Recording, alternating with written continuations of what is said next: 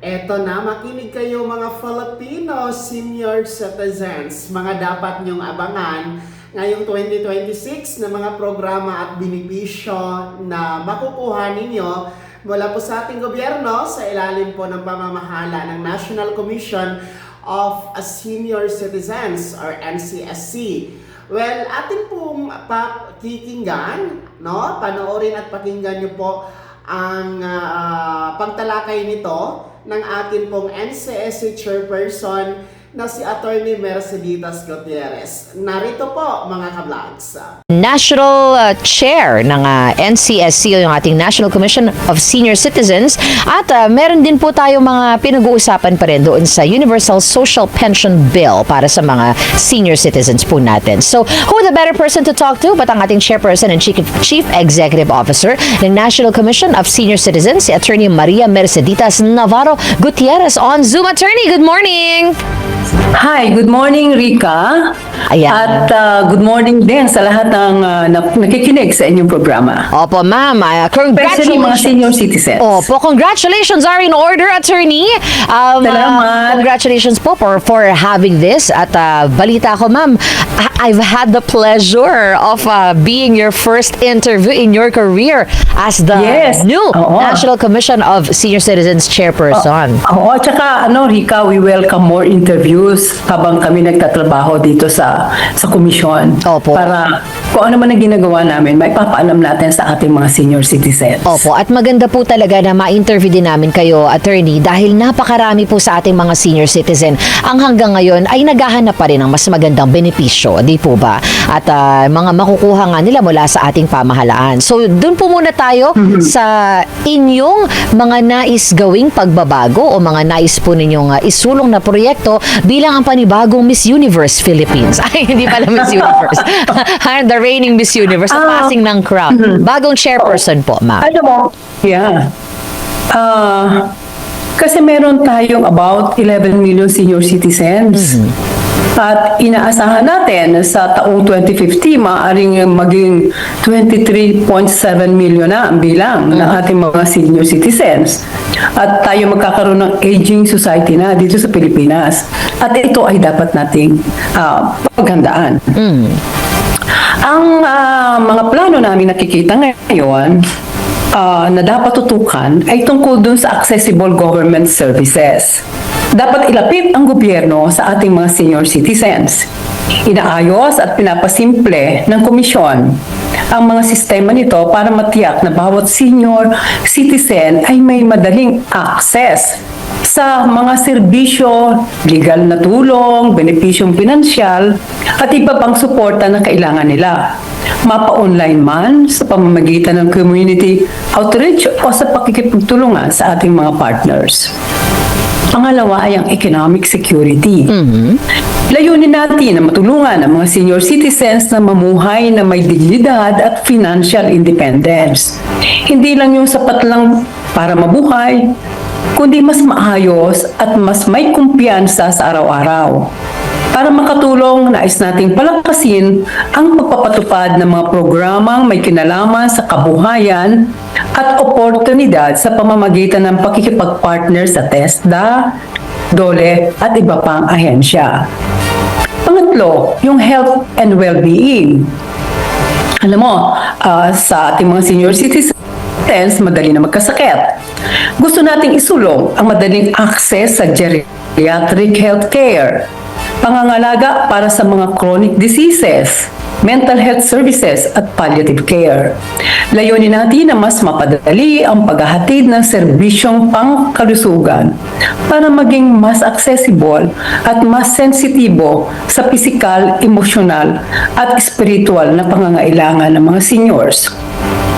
Tungkol naman sa social inclusion and participation, nais din natin na lumikha ng mga programa upang maging aktibo ang mga nakatatanda sa iba't ibang gawain, civil, kultural at sosyal, upang maging happy, healthy at active. Kaya pa po ba? Ating mga aging.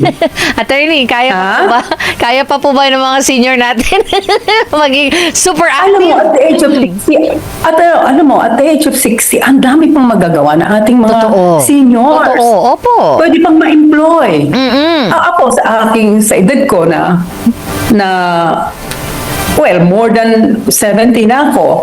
But I still managed to come to the office, run this office.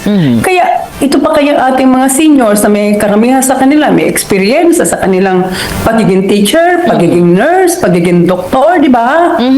So yun ang gusto natin na maging active pa rin at magkaroon din ng, sana, magkaroon ng employment na bibigay sa atin Opo. ng ating mga partners, like mga private companies. Yes. Actually, attorney, Oo. marami po tayong mga nakikita na ng mga kumpanya na dahan-dahan ang nagkakaroon at nagiging open into employing senior citizens. Nakakatuwa nga po na may nakikita tayo on SOCMED na mga videos Oo, na oo. kahit parang greeters lamang dun sa mga restaurant, no? Yung mga senior natin. Yes, Good morning, oo. welcome to ganyan, enjoy your meal, di ba? Na at Di ba least we have employment di ba, Rika, for pagka them. napunta ka ng Hong Kong, kita mo yung yung mga fast food restaurants, kita mo mga matatandaan nagsisilbi. Opo. Makikita mo kahit na maglilinis lang doon sa area, doon sa store, pero yung iba nakakapagsilbi pa rin. Opo. Opo. Maganda po ito. Lalo na yung mga cook, no, na may edad na. Yes. Eh, yung mga recipes nila na itago nila ng matagal at gustong patikim sa ating mga kabataan, pwede pa rin. Yun nga po yung sinasabi po ninyo kanina na isulong yung parang economic freedom of financial Yes. Oo. financial Hindi care yung na mapagalitan kakayanan. mo, aasa ka sa iyong mga anak, di ba, Rita? Opo. Oo. Kasi ito din po yung nais kong itanong sa inyo, attorney. Oo. Dahil meron po talaga tayong mga senior na fortunately still have yung mga anak nila dito sa Pilipinas to take care of them. Pero yung iba po na wala nang kasama sa buhay, wala man sa nasa abroad man, o yung talagang ulila na po ng pamilya.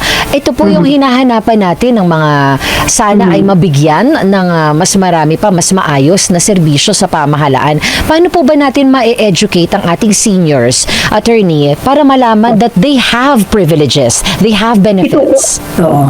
Ang ginagawa ko ngayon, Rika, ay kinukumpile ko ang lahat ng mga programs and projects ng lahat ng mga agencies na mandato na magkaroon ng programa para sa ating mga senior citizens.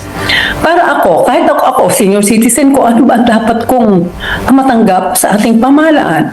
Ano ba yung aking mga karapatan? Ano ba yung aking mga pribilehiyo? Yun ang inaalam ko, nasa hanggang ngayon kasi hindi ko alam. So kung makuha natin itong lahat ng mga kailangan natin ipaalam sa ating mga senior citizens, with your help, with media, ay mapapaalam natin kasi lahat na nakakausap ko, sasabihan ako, ano ba ang dapat namin matanggap? Ano ba dapat yung ibigay sa amin? Kami indigent. Bakit hindi kami kasama dun sa mga indigent? So, yun ang maraming problema na kailangan talagang matutukan at magkaroon ng pag-uusap tungkol dun sa ating mga kasama sa mga agencies of government na kailangan sigurong magkaroon tayo ng statement o maipalabas natin lahat itong mga kailangan matanggap nila at ang kanilang ine-expect at kung ano ibinibigay naman sa private sector, sa mga discount, yung sa mga pharmacies, na alam natin ano ba yung tinatanggal nyo, how much ba yung tinatanggal nyo as discount. Oo, 20% lang ba yan? May yung mga karagdagan ganyan, pa ba sa 20% ba? O tama ba? Hindi, Rika, hindi naman natin alam kung paano kinuwenta yung discount, Opo, di ba? kinumpute, tama nga po. Kaya okay din po talaga na napaka-active ng ating National Commission for Senior Citizens na Yes, isulong dapat talaga. maging aktibo. Opo. Dahil, Rika, bago pa lang itong opisina 2019 lang na napasa yung batas na Opo. creating the commission at unti-unti nating ina-address ang lahat ng mga kailangan para maging strong at effective and efficient ang komisyon. Opo. Kulang Kaya pa nga kami yung- ng mga tao. Kaya Oo. dapat nga po talaga, attorney, di ba, yung mga senior natin papalista sa City Hall po ba sila dapat magpalista, ma'am, para yung kanilang ay Meron nasa sa mga NCSC? LGUs, pwede sila magpalista doon sa LGU. Pero sa commission, meron tayong registration na makikita doon sa website ng commission na magrehistro ka doon. Kasi ang aming binibigay sa ating mga senior citizens ay yung pagka dumating ka sa age na 80, 85, 90, 95, and 100. Ang isang rehistrado na senior citizen ay makakatanggap ng 10,000 pesos. Opo. Pag dumating yung kanilang pagdating ng age 80.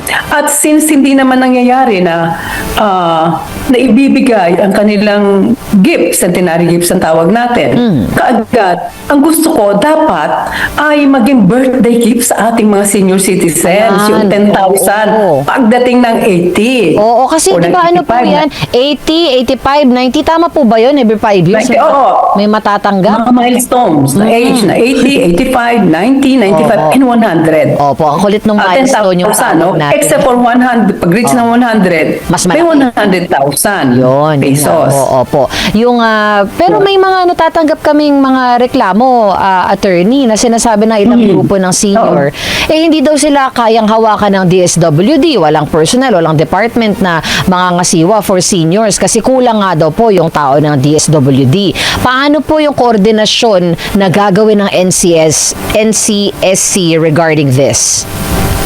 Then kasi iba naman ang ipinamimigay. Ang benepisyong binibigay ng DSWD ay iba naman sa komisyon. Pero itong sa komisyon, centenary gifts lang kami eh. At centenary gifts mas lang marami po. kasing tauhan ng DSWD, Rika. Mas marami silang tauhan at palagay ko na hindi lang siguro napapaunawa sa ating mga senior citizens na kailan ba tatanggapin itong mga benepisyo. Oho. Sino ba ang magbibigay? Yes, Attorney Hindi ba Sir, yung can you, ganon? pwede Sino pong magbibigay? Opo, pwede pong pakilinaw lang po ng mabilis, no? Yung sinabi niyo po kanina na centenary gifts lamang po ang hawak Centenary na... gift, yun ang gagaling sa komisyon. Yun lang ang aming binibigay. Aha. Yung 10,000, sa milestone age, no? Pero ang iba na merong sa mga sa DSWD, meron silang ibinibigay na meron silang sa AICS, yung sa mga victims of disaster, meron silang AKAP, meron silang for indigents, na hindi alam ng mga tao how much ba. Dahil kasi ang dapat daw matanggap ay 1,000 to 10,000. So yung mga kababayan natin, mga seniors, hindi alam na kailan ko ba ito tatanggapin. Oo. Oho. Ano ba talaga ang amount na matatanggap ko? Kasi ako din mismo senior citizen. Bigla na lang meron ako matatanggap na 1.5. Saan ba nanggaling itong 1.5 na to? Hindi ko alam kung nanggaling sa DSWD o nanggaling sa LGU. Yun, dapat magkaroon ng clarification o identification ng mga benefits na tinatanggap ng ating senior citizens. Opo. And who the better to inform our senior citizens but the NCSC para malaman po natin. Kami nagbo-volunteer at I think dapat maging trabaho ng komisyon na ipaalam natin ito sa ating mga kababayan. So kukuhanin natin lahat yung mga benepisyo na binibigay ng mga ahensya ng gobyerno na kasama ang DSWD at ang DILG through the OSCA, sasabihin namin, kaya kinukumpile namin lahat yan at iyan ay ipapaalam natin sa ating mga kababayan seniors. And I think DCMN can help us in informing our senior citizens dito sa mga benepisyo Naku na ito. ma'am, makakaasa ka dyan, attorney, dahil mahal ko ang mga senior citizen natin. May 3 po akong senior citizen na inaalagaan yun. So yan po, no, hindi po narinig ang ating NCSC chairperson na si Attorney Mercedes Gutierrez. At tuloy-tuloy nga po ang mga benepisyo na pinamamahalaan ng NCSC, no? Hanggang 2026 ay magpapatuloy po. Halimbawa, una, yung atin po mga cash gift, the centenarian cash gift and the expanded centenarian na act cash gift. Well, patuloy po yan. Non-stop po. Pwede kayong mag-apply basta umabot kayo sa edad na 80, 85, 90, 95 at 100 years old. Makakakuha kayo ng 10,000 piso at 100,000 pesos. So, pwede kayong mag-apply pagpasok ng January kasi holiday na ngayon, no? Dahil sa bagong taon, pwede kayo mag-apply agad January 5, no? Araw yan ng Lunes sa OSCA. yung tinatawag natin na MSWD o CSWD office na nasa munisipyo po ninyo, mga lolo at lola. So yan po ha, ang atin pong dapat abangan ngayong 2026 na magpapatuloy po ang inyong mga benepisyo ayon po sa MCSC Chairperson Atty. Merceditas Gutierrez. Advance Happy New Year po sa lahat. God bless, mag-ingat po tayo.